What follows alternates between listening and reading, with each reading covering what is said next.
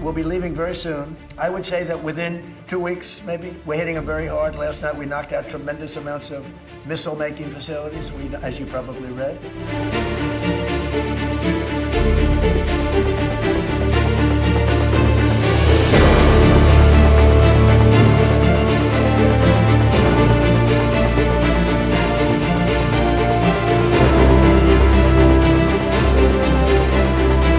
दो से 3 हफ्तों में ईरान से निकल जाएंगे।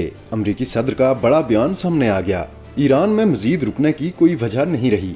जंग के खात्मे के लिए डील जरूरी नहीं, हमने अहदाफ हासिल कर लिए।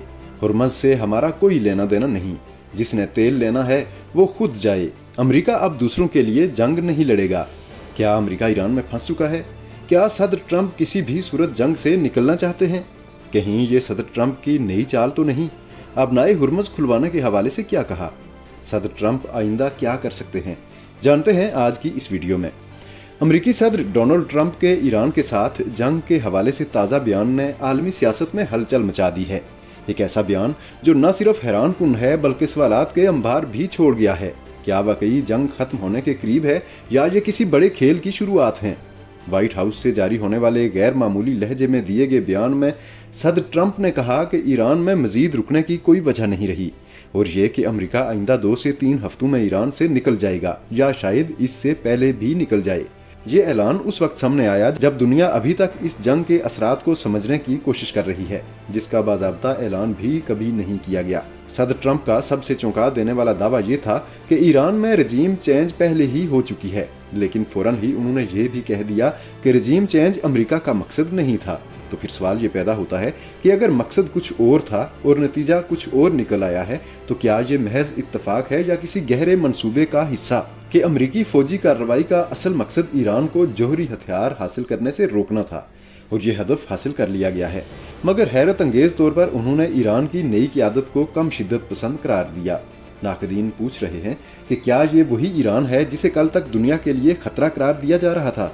सदर ट्रंप ने ईरान की अस्करी ताकत को भी यकसर मुस्तरद करते हुए कहा कि ईरान के पास न नेवी है, न फौज, न ही एयरफोर्स।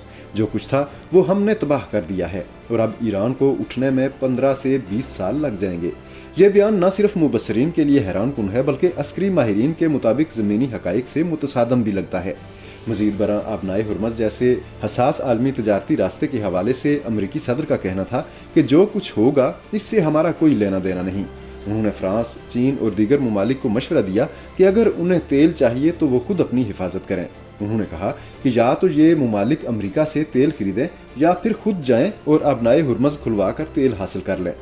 अमेरिका अब किसी की जंग नहीं लड़ेगा। ये बयान आलमी ताकतों के लिए एक खुला पैगाम है या शायद एक तंज़िया चैलेंज भी।